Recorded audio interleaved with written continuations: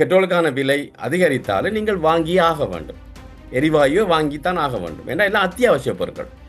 ஆகவே நாணய பெறுமதி வீழ்ச்சி அடைவதால் ஏற்றுமதியால் கிடைக்கிற லாபத்தை விட இறக்குமதியால் கிடைக்கிற ஏற்படுற நட்டம் அதிகம். வேண்டாம், இறக்குமதி செய்யப்படுற பொருட்கள் எல்லாமே இலங்கை அத்தியாவசிய பொருட்கள். எந்த விலையில் இருந்தாலும் நீங்கள் வாங்கி ஆக வேண்டும். மக்களுடைய வாழ்க்கை சாதாரணமாக இடம்பெற்றுக் கொண்டிருக்கிறது. நானும் நீங்களும் இந்த செவ்வியில் இணைந்து கொண்டிருக்கின்ற போது கூட இலங்கையில் இருக்கக்கூடியவர்களுக்கு இப்படியான எந்த ஒரு பாதிப்புகளின் தாக்கங்களும் உணரப்படவில்லை. பெட்ரோல் விலையெல்லாம் சடுதியாக அதிகரிக்கக்கூடும். மின்சார கட்டணங்களை அதிகரிக்க வேண்டிய கட்டணத்துக்கு அரசாங்கம் தள்ளப்படும். அப்பொழுதுதான் மக்கள் அதை காணத் தொடங்குவார்கள். இப்பொழுது இன்னும் அவர்களுடைய வீட்டு கதவை இந்த விலை அதிகரிப்புகள் தட்டவில்லை.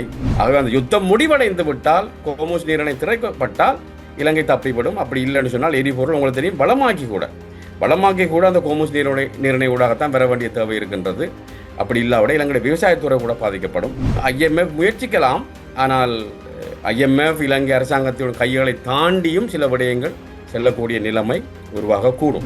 IMF தரப்பால் தேசிய அரசாங்கம் நேஷனல் கவர்மெண்ட் ஒன்றை அமைக்கும்படியான ஒரு அறிவுறுத்தல் வழங்கப்பட்டிருப்பதாகவும் கூறப்படுகிறது. அது சாத்தியம் என்று நீங்கள் நினைக்கின்றீர்களா?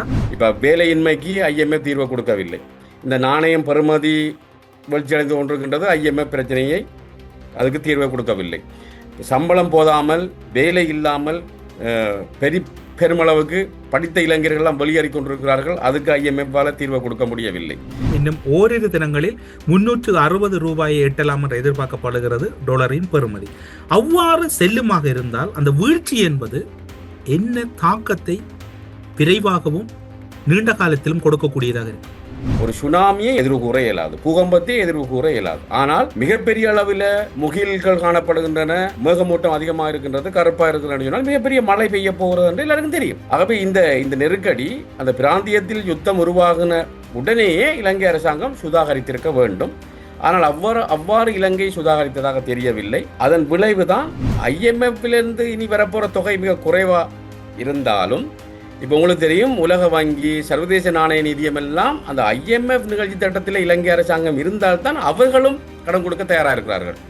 ஏன்னா அப்பொழுதுதான் பொருளாதாரம் உறுதியாக இருக்கிறது. IMF-இடம் இந்த அரசாங்கம் வெளியேறுமா இருந்தால் ADB, உலக வங்கி போன்ற பல்நாட்டு நிறுவனங்கள் கொடுக்கிற வரப்போற நிதியும் வராமல் போய்விடும். அந்த பயம் அரசாங்கத்துக்கு இருக்கின்றது.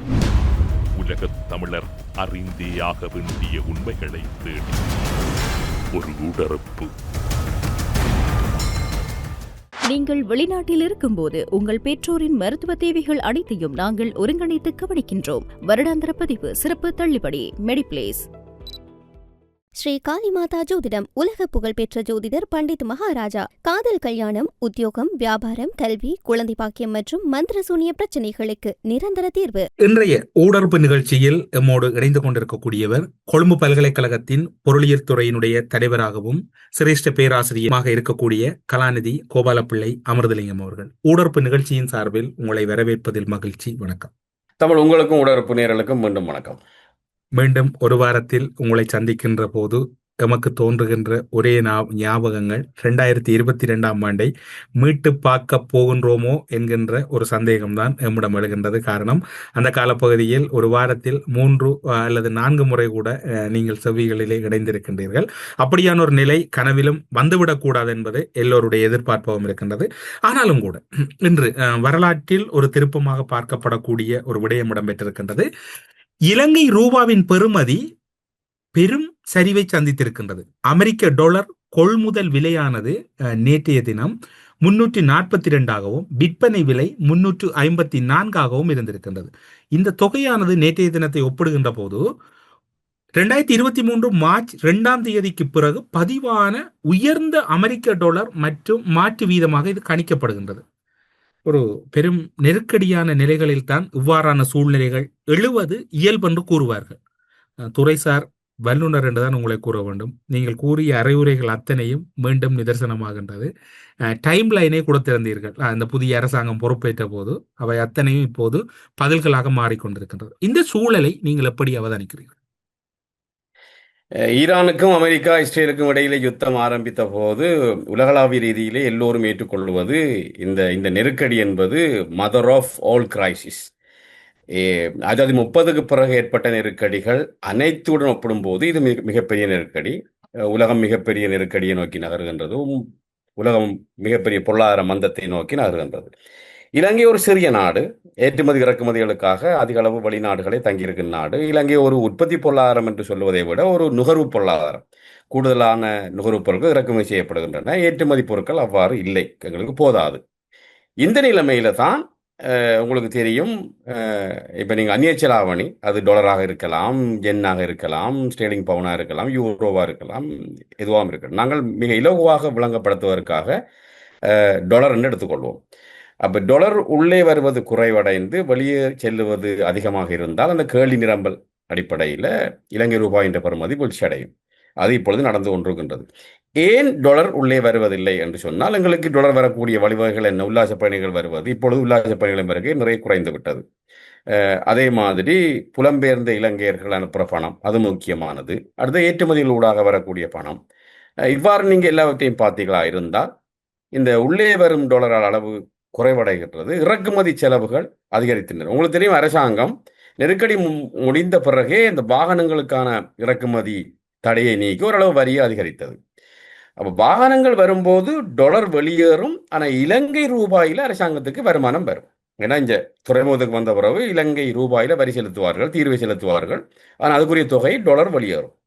இப்பொழுது அதிக அளவு டாலர் வெளியேறிவிட்டது, இலங்கை ரூபாயில் அரசாங்கத்துக்கு வருமானம் இருக்கக்கூடும். இப்பொழுது இப்போ நடந்திருக்கிற விஷயம் என்றால், திடீரென வாகனங்களுக்காக ஏராளமான டாலர் வெளியேறியது. அதே நேரம் இந்த ஈரான், அமெரிக்கா, அந்த இஸ்ரேல் யுத்தத்தின் காரணமாக ஈரானாக இருக்கலாம், ஈராக்காக இருக்கலாம், சவுதி அரேபியா, கட்டார், குவைத், அது ஐக்கிய அரபு எமிரேட்ஸ், பஹ்ரைன் போன்ற நாடுகள் எல்லாம் இருக்கிற அந்த கோமூஸ் நீரிணை தான் இப்போ பிரச்சனையாக இருக்கின்றது. இப்போ அந்த நீரிணை ஊடாக எங்களுக்கு எரிபொருளும் வருவதில் சிக்கல் இருக்கின்றது. ஆனால் அந்த நாடுகளுக்கு தான் இந்த தாழ்நிலங்களில் இலங்கையில் விளையிற தேயிலை ஏற்றுமதி செய்யப்படுகின்றது. ஆகவே அந்த அந்த பிராந்திய நாடுகளுக்கு இலங்கை தேயிலை அனுப்ப முடியாமல் இருக்கின்றது. இப்போ தேயிலை போகாததால் எங்களுக்கு டாலர் வரவில்லை.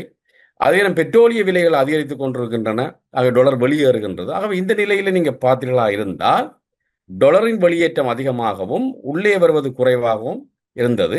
இது ஒரு சாதாரண திடீரென ஏற்பட்ட விடயம் அல்ல. உங்களுக்கு தெரியும், அரசாங்கத்தை பொறுத்த வரையில் ஒரு சுனாமியை எதிர்கொள்ள இயலாது, எதிர்கூற இயலாது, பூகம்பத்தை எதிர்கூற இயலாது. ஆனால் மிகப்பெரிய அளவில் முகில்கள் காணப்படுகின்றன, மேகமூட்டம் அதிகமாக இருக்கின்றது, கருப்பாக இருக்கிறது சொன்னால் மிகப்பெரிய மழை பெய்ய போகிறது என்று எல்லாருக்கும் தெரியும். ஆகவே இந்த நெருக்கடி அந்த பிராந்தியத்தில் யுத்தம் உருவாகின உடனேயே இலங்கை அரசாங்கம் சுதாகரித்திருக்க வேண்டும். ஆனால் அவ்வாறு இலங்கை சுதாகரித்ததாக தெரியவில்லை. அதன் விளைவு தான் இவ்வளவு வேகமாக ஒவ்வொரு நாளும் அதிக அளவில் டாலருடைய பெறுமதி அதிகரிக்கின்றது, இலங்கை ரூபாயின் பெறுமதி வீழ்ச்சி அடை கொண்டிருக்கின்றது. ஆக எங்களை பொறுத்த அளவில் இது ஒரு ஆச்சரியமான விடயம் அல்ல. ஏன் அரசாங்கம் நடவடிக்கை எடுக்க தாமதித்தது? இன்று வரைக்கும் அரசாங்கம் மிகப்பெரிய அளவில் சுதாகரித்து மக்களை எச்சரிப்பை, அதாவது மக்களுக்கு ஒரு அறிவுறுத்தல் கொடுப்பதாக தெரியவில்லை. அது ஏனென்று எனக்கு புரியவில்லை. நீங்கள் இப்போது ஈரான் விவகாரத்தை குறிப்பிட்டீர்கள். ஈரானினுடைய இப்போதைய அந்த அசாதாரண சூழ்நிலை என்பது இலங்கை போன்ற நாடுகளுக்கு அல்லது இலங்கைக்கு ஒரு பெரும் பின்னடைவு பொருளாதார ரீதியாக. கடந்த காலங்களிலே தேயிலையை கொடுத்து தேயிலையின் பெருமானத்துக்கு ஏற்றாற்போல் அங்கிருந்து பெட்ரோல் டீசல்களை பெற்றுக் கொண்டிருந்தார்கள் கடந்த காலங்களில். இப்போது அந்த வழிகள் அடைக்கப்பட்டதும் இந்த ஒரு ஆபத்தான நிலைக்கு காரணமாக இருக்குமா? நிச்சயமாக என்ன சொன்னால், அங்கே அமெரிக்காவோட முற்றுகைக்குள்ள அந்த கோமோஸ் நீரிணை சிக்கியிருக்கின்றது. ஈரானுக்கு கப்பல்கள் போகவும் மேலாது, ஈரானிலிருந்து வரவும் மேலாது என்ற நிலைமை உருவாயிருக்கின்றது. ஆகவே அந்த ஈரானுக்கு மட்டுமே அந்த பிராந்திய நாடுகளுக்கே இலங்கை தன்னுடைய தேயிலை அனுப்ப முடியாத கட்டத்தில் இருக்கின்றது. ஆனால் இன்னும் சிக்கல் முடியவில்லை என்றால், அமெரிக்கா இஸ்ரேலை ஒரு வகையில் மீண்டும் தாக்குதலை தொடர்ந்தால் ஈரான் சொல்லுகின்றது இந்த பிராந்தியத்தை தாண்டி தங்களுடைய தாக்குதல் இருக்குமென்று. அப்படியானால் கூத்தீஸ் இருக்கிறார்கள் செங்கடல் ஓரமாக, அது சுயஸ் கால்வாயை அவர்கள் வழிமறைப்பார்கள். ஆக அந்த வழித்தடமும் சிக்கலுக்குள்ளானால் இலங்கை சுயஸ் கால்வாய் ஊடாக ஐரோப்பாவுக்கு ஏற்றுமதி செய்ய முடியாது.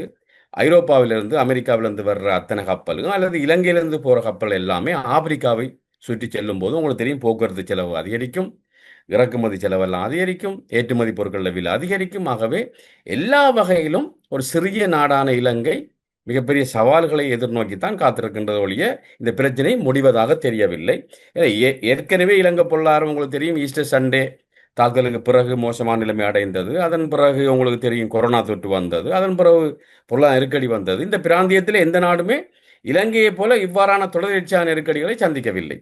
ஆகவே தொடர்ச்சியான நெருக்கடியை சந்தித்த ஒரு நாட்டுக்கு மீண்டும் இந்த யுத்தம் இன்னொரு மிகப்பெரிய நெருக்கடியை கொடுக்கின்றது. ஆகவே இதை அவ்வளவுத்தையும் தாங்கக்கூடிய இயலுமை இலங்கை பொருளாதாரத்துக்கு இருக்கவில்லை. சர்வதேச நாணய நிதியம் IMF தொடர்பான ஒரு கருத்து வெளியாகி இருக்கிறது. எதிர்க்கட்சி தலைவர் சஜித் பிரேமதாசவை சர்வதேச நாணய நிதியம் சந்திப்பதற்கு மறுப்பு தெரிவித்திருந்த அதே வேளையில் இப்போது அமெரிக்காவிலே தான் அவர் அங்கு தரித்து நிற்பதாக கூறப்படுகிறது. நாடாளுமன்ற உறுப்பினர் ஹர்ஷடி செல்வா அவர்கள் அமெரிக்கா சுற்றுப்பயணம் ஒன்றை மேற்கொண்டிருக்கிறார். IMF பிரதிநிதிகளுடன் நீண்ட கலந்துரையாடலில் ஈடுபட்டு வருவதாக கூறப்படுகின்றது. எதிர்க்கட்சி தலைவரை சந்திக்க மறுத்திருந்த சூழ்நிலையில் அமெரிக்காவில் IMF பிரதிநிதிகளுடன் நீண்ட கலந்துரையாடலில் ஹர்ஷடி செல்வா ஈடுபடுகின்றார். IMF தரப்பால் தேசிய அரசாங்கம் நேஷனல் கவர்மெண்ட் ஒன்றை அமைக்கும்படியான ஒரு அறிவுறுத்தல் வழங்கப்பட்டிருப்பதாகவும் கூறப்படுகிறது. அது சாத்தியம் என்று நீங்கள் நினைக்கின்றீர்களா? இப்போதைய சூழ்நிலையில் இவற்றை எப்படி பார்க்கக்கூடியதாக இருக்கின்றது? கலாநிதி கர்ஷ அவர்கள் உண்மையிலே ஒரு பொருளியலாளர். அவர் நடைமுறை விடயங்களை அறிந்தவர். அவருடைய தேவை உண்மையாக அரசாங்கத்திற்கு கூடும். அவர் எதிர்கட்சி இருப்பதை விட ஆளுங்கட்சியில் இருந்தால் நிறைய பொருளாதார விடயங்களை தாங்கள் கையாளக்கூடும் என்று அரசாங்கம் நினைக்கக்கூடும். என்றால் அரசாங்கத்தில் உள்ளவர்கள் சம்பந்தமாக அதிகாரிகள் மிக மிக மிக பெரிய பொறுப்பில் இருப்பவர்கள் சம்பந்தமாக சில விமர்சனங்கள் வந்து கொண்டே இருக்கின்றன. ஆகவே கலாநிதி கர்ஷ போன்றவர்கள் அரசாங்கத்துடன் இருந்தால் அரசாங்கம் இந்த பொருளாதார நெருக்கடியை வேறு விதமாக கையாண்டிருக்க கூடும், அல்லது இதைவிட திறமாக கையாண்டிருக்க கூடும் என்ற ஒரு கருத்து நிலை உருவாகி இருப்பது உண்மைதான். ஆனால் IMF பொறுத்தளவில் நிச்சயமாக அரசியல் விடயங்களை தலையிடுவது குறைவு. ஆனால் அவர்கள் பொருளாதார ரீதியாக பொருளாதாரத்தை மீட்டெடுப்பதற்கு கலாநிதி கர்ஷ ஒரு முக்கிய பங்கை ஆற்றலாம் அரசாங்கத்துடன் இணைந்து என்று அவர்கள் ஒரு ஆலோசனை கூறியிருக்க கூடும்.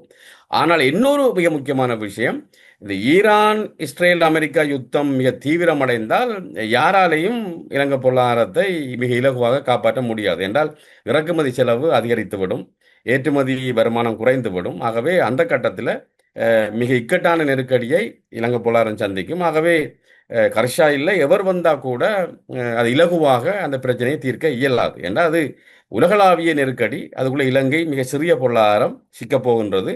ஆகவே அந்த யுத்தம் முடிவடைந்து விட்டால், கோமோஸ் நீரிணை திறக்கப்பட்டால் இலங்கை தப்பிவிடும். அப்படி இல்லைன்னு சொன்னால் எரிபொருள் உங்களுக்கு தெரியும் வளமாக்கி கூட அந்த கோமோஸ் நீரிணை ஊடாகத்தான் பெற வேண்டிய தேவை இருக்கின்றது. அப்படி இல்லாவிட இலங்கை விவசாயத்துறை கூட பாதிக்கப்படும். ஆகவே வர்த்தகம் பாதிக்கப்பட போது, உல்லாச பயணத்துறை பாதிக்கப்பட போது. ஆகவே இந்த நெருக்கடி முடிந்து விட்டதாக தெரியவில்லை. இதெல்லாம் இலங்கையால் கட்டுப்படுத்தப்பட முடியாத வெளிநாட்டு அதிர்ச்சிகள்.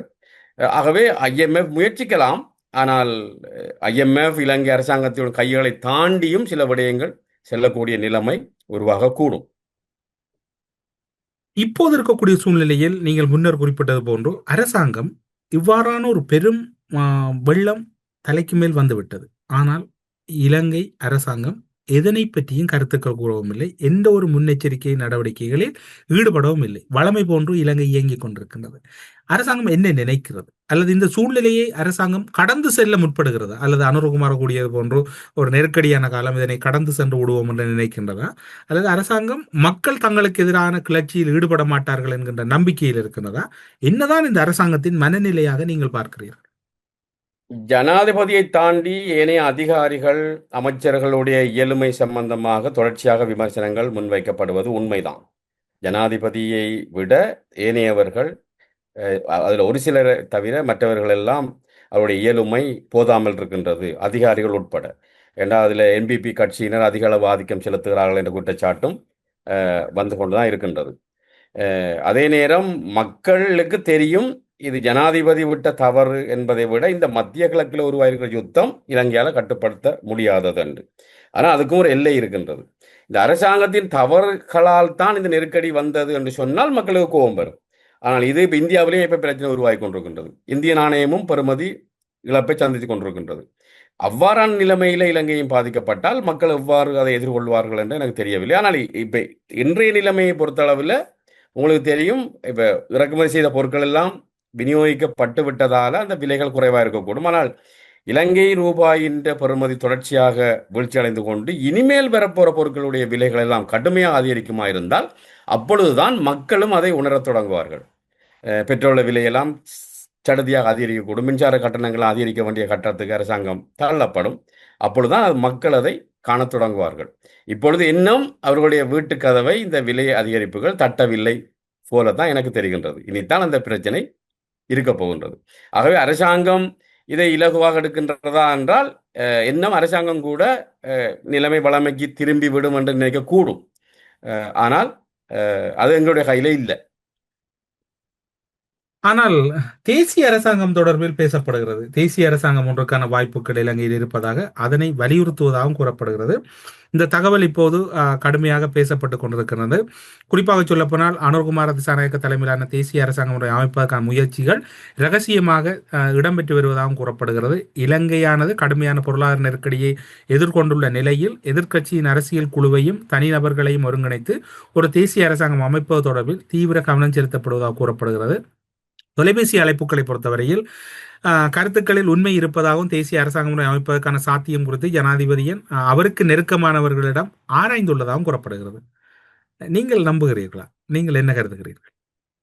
தேசிய அரசாங்கமா அல்லது ஒரு சிலர் அரசாங்கத்துடன் சேரப்போகிறார்களா என்று எனக்கு தெளிவாக கூற முடியவில்லை. ஏனென்று சொன்னால் தேசிய அரசாங்கம் அமைத்து விட்டவுடன் எல்லா பிரச்சனையும் தீர்ந்து விடுமா? ஏன்னா இன்று இருக்கிற பிரச்சனை அரசியல் பிரச்சனை அல்ல.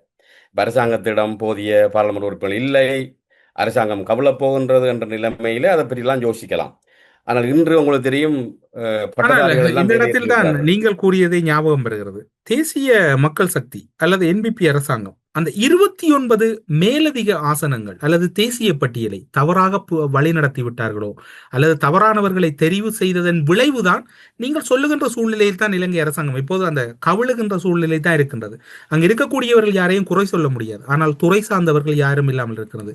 கிடைத்த 29 மேலதிகமான ஆசனங்களில் அவர்களுக்கு கிடைத்தது என்பிபிக்கு தேசிய பட்டியலூடாக கிடைத்த ஆசனங்களை கூட முறையாக பயன்படுத்தவில்லையோ? நிச்சயமாக அந்த குற்றச்சாட்டு உண்மையானது தான். ஏன்னா அவர்கள் ஜனாதிபதி வெற்றி பெற்ற விவரம் மிகப்பெரிய ஒரு அலை உருவாகினது அரசாங்கத்துக்கு, அந்த ஜனாதிபதிக்கு ஆதரவாக. அவ மிகப்பெரிய வெற்றியை நோக்கி நாடு நகர்கின்றது என்ற கருத்து பரவலாக தெரிந்து அந்த கட்டத்தில் அவர்கள் அந்த பாராளுமன்ற உறுப்பினர்களை போட்டியிடுவதற்கு தெரிவு செய்த போது கூட திடீரென தெரிவு செய்யப்பட்டதால் தான் அந்த பிரச்சனை உருவான. இயலுமை கொஞ்சம் குறைந்தவர்கள் எல்லாம் பாராளுமன்றத்தில் வந்து விட்டார்கள். ஆனால் தேசிய பட்டியலில் மிக கவனமாக இருந்திருக்க வேண்டும். ஒரு 10 பேரையாவது அவர்கள் கொண்டு வந்திருக்க வேண்டும். ஆனால் அவர்களுக்கு சிக்கல் என்னன்னு சொன்னால் பாராளுமன்ற உறுப்பினர்களை புறந்தள்ளிவிட்டு அவர்களை நீண்டகால கட்சி உறுப்பினர்களெல்லாம் புறந்தள்ளிவிட்டு தேசிய பட்டியல் ஊடாக வருபவர்களை எவ்வாறு அமைச்சர்களாக்குவது என்பதிலும் அவர்களுக்கு இடர்பாடு இருந்திருக்கலாம். அதன் விலையை இப்பொழுது அரசாங்கம் கொடுத்து கொண்டிருக்கின்றது. ஏன்னா இப்பொழுது மிகப்பெரிய பிரச்சனை என்ன? வேலையின்மை மிக மோசமாக இருக்கின்றது. விலைவாசி அதிகரித்துக் கொண்டிருக்கின்றன. அரசாங்கம் மிகப்பெரிய பாரிய பொருளாதார அபிவிருத்தி திட்டங்களை முன்னெடுக்க முடியாம கட்டத்தில் இருக்கின்றது. IMF ஒவ்வொரு விடயத்தையும் நுணுக்கமாக கண்காணித்துக் கொண்டிருக்கின்றது. அடுத்த மார்ச் மாதம் வரைக்கும் IMF அந்த நிபந்தனைகளை மீற முடியாத கட்டத்தில் அரசாங்கம் இருக்கின்றது. சில வேளைகளில் அடுத்த நிதியை பெற்றுக்கொண்டு கூட மார்ச் மாதத்துக்கு முதல் அரசாங்கம் அந்த IMF நிகழ்ச்சி திட்டத்தை பூர்த்தி செய்து தாங்கள் சில விடயங்களை செய்ய முற்படுகிறார்களோ தெரியவில்லை. ஆகவே IMF உள்ளே இருப்பது பொருளாதாரத்தை சீராக்கி விட்டது என்று சொன்னால் இந்த பிரச்சனை வந்திருக்காது. இப்ப வேலையின்மைக்கு IMF தீர்வு கொடுக்கவில்லை. இந்த நாணயம் பெறுமதி வீழ்ச்சியடைந்து கொண்டிருக்கின்றது. IMF பிரச்சனையை அதுக்கு தீர்வை கொடுக்கவில்லை. சம்பளம் போதாமல் வேலை இல்லாமல் பெருமளவுக்கு படித்த இளைஞர்கள்லாம் வெளியேறி கொண்டிருக்கிறார்கள். அதுக்கு IMF-ஆல தீர்வை கொடுக்க முடியவில்லை. ஆகவே இந்த அபிவிருத்தியை மக்கள் உணர வேண்டும். மிகப்பெரிய அளவில் வேலை வாய்ப்புகள் உருவாக்கம் செய்யப்பட வேண்டும். இனி வரப்போற விலை அதிகரிப்பை அரசாங்கம் கட்டுப்படுத்த வேண்டும். இதெல்லாம் IMF-ஆல செய்ய முடியவில்லை. ஆகவே சிக்கல் இருக்கின்றன. சில பிரச்சனைகள் அரசாங்கத்துக்கு உள்ளே இருக்கின்றன. சில பிரச்சனைகள் அரசாங்கத்தால் கட்டுப்படுத்தப்பட முடியாத வெளிநாட்டு பிரச்சனை வந்து கொண்டிருக்கின்றன. ஆகவே இது ஒரு சாதாரண நிலைமை அல்ல. ஆனால் இவர்கள் கொடுத்த வாக்குறுதிகளை மீறிவிட்டார்களோ அல்லது அதில் சில விடயங்களை கையாளுவதற்கு தவறிவிட்டார்களோ அல்லது கையாளுவதற்கான தகுதி நிலை இவர்களிடம் இல்லையோ என்கின்ற கேள்வி இருக்கின்றது. இவர்கள் ஆட்சிக்கு வருவதற்கு முன்னர் என்ன கூறினார்கள்? IMF-உடன் செய்து கொண்ட உடன்படிக்கை பிழையானது, தவறானது. நாங்கள் வந்தால் அதில் ஒரு பெரும் மாற்றத்தை IMF-உடன் கலந்துரையாடியோ செய்வோம் என்றார்கள். ஆனால் ரணில் விக்ரமசிங்கே மேற்கொண்ட அந்த உடன்படிக்கையை அப்படியே தானே பின்பற்றினார்கள். அதுவே இவர்களுடைய சறுக்கலுக்கான ஒரு காரணமாக இருக்கும் அல்லவா?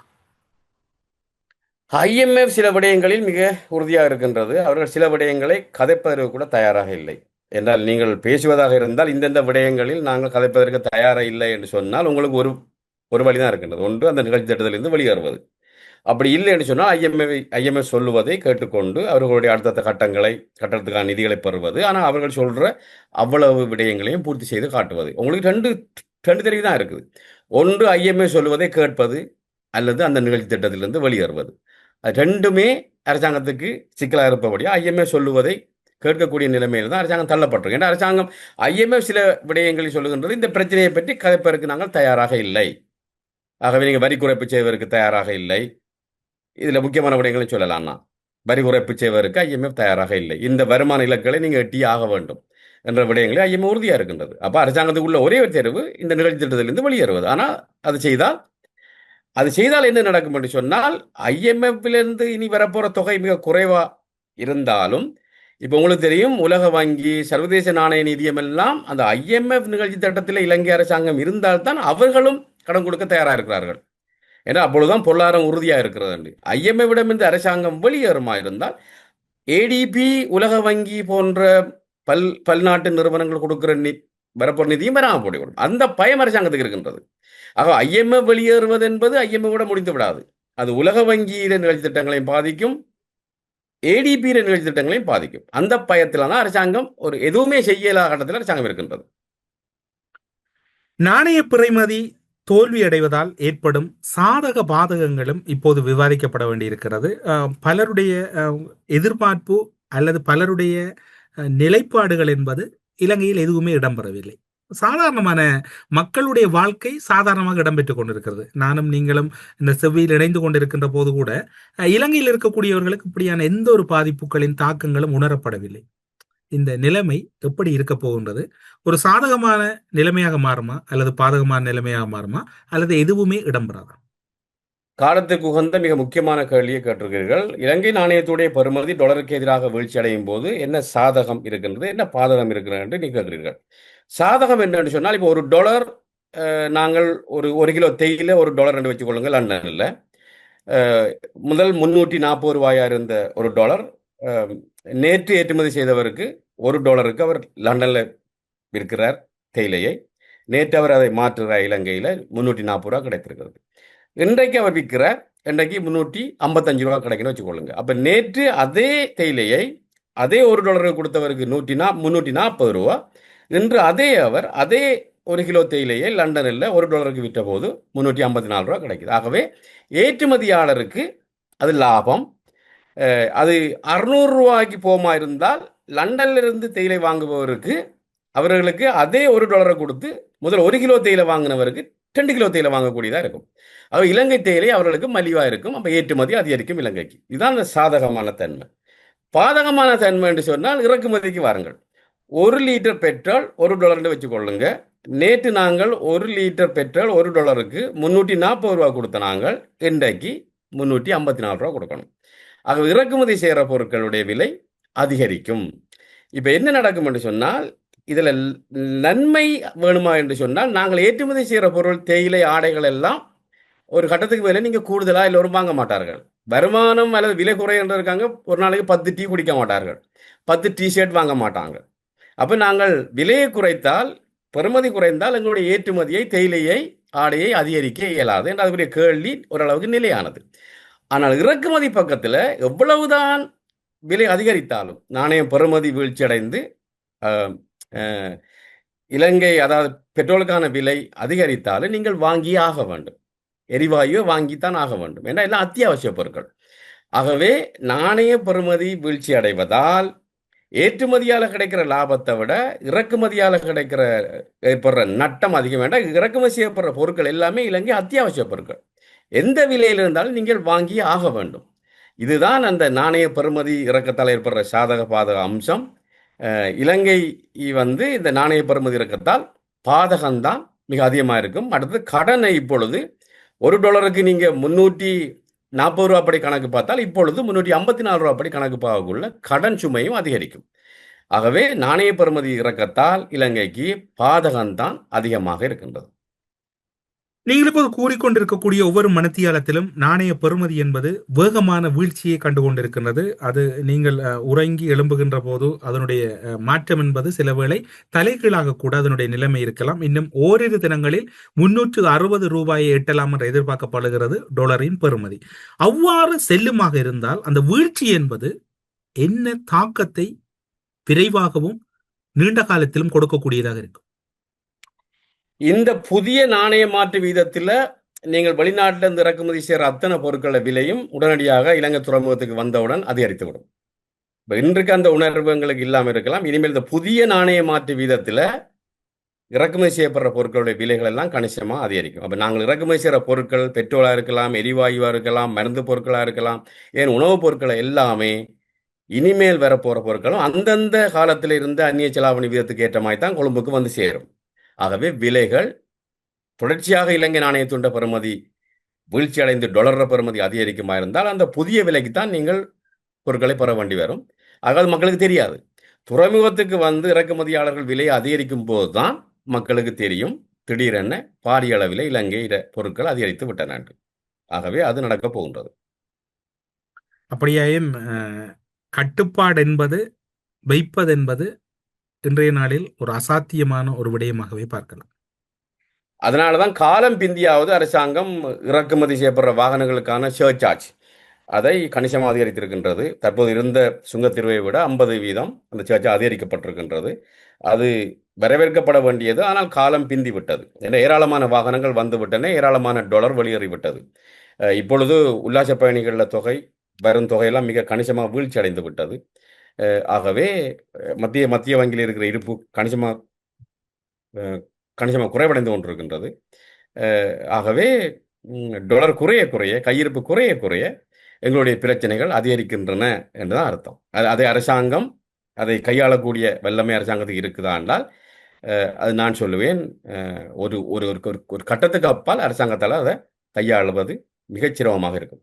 இன்றைய தினம் டாலரினுடைய பெறுமதி குறைந்திருக்கின்றது. குறிப்பாக நேற்றைய தினத்தோடு ஒப்பிடுகின்ற போது பெரிய அளவிலே அந்த மாற்றம் நிகழ்ந்திருக்கின்றது. டாலரின் பெறுமதியில் ஏற்பட்டிருக்கக்கூடிய மாற்றமானது இது பொருளாதார நிபுணர்கள் மத்தியில் கூறப்படுகின்ற ஒரு விடயம் என்னவென்று சொன்னால், இந்த மாற்றம் என்பது இயற்கையாகவே டாலரில் ஏற்பட்ட மாற்றம் அல்ல, இது செயற்கையான ஒரு மாற்றம். இப்படியாக செயற்கையாக இந்த மாற்றங்கள் செய்கின்ற போது அது இன்னும் பெரிய நெருக்கடிகளை ஏற்படுத்தலாம் என்று பொருளாதார நிபுணர்களின் எச்சரிக்கையாக இருக்கின்றமையும் இங்கு சுட்டிக்காட்டத்தக்கது. ஊடரப்பு நிகழ்ச்சியில் இணைந்து கொண்டு மிக முக்கியமான நடைமுறை ரீதியான விடயங்களை நம்முடைய செவிகளில் ஊடாக நேர்களுக்கு வழங்கி இருக்கின்றீர்கள். வெகு விரைவில் மீண்டும் ஒரு செய்தியில் இணைந்து கொள்ளலாம் என்று நினைக்கின்றேன். காலம் அவ்வளவு மோசமாக சென்று கொண்டிருக்கின்றது. அரசியலுக்கு அப்பால் என்று பொருளாதாரத்தை நோக்கி எல்லோரும் அவதானிக்க வேண்டிய காலமாக இருக்கின்றது.